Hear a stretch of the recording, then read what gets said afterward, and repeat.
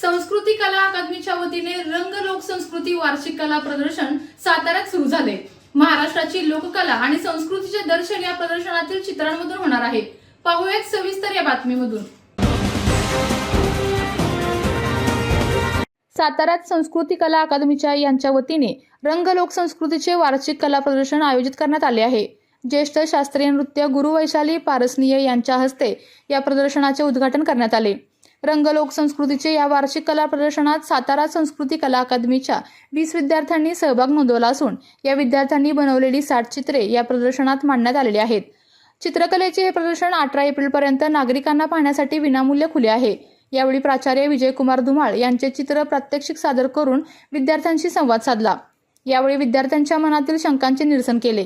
यावेळी विद्यार्थी, पालक, चित्रकार आणि विविध मान्यवर देखील उपस्थित होते।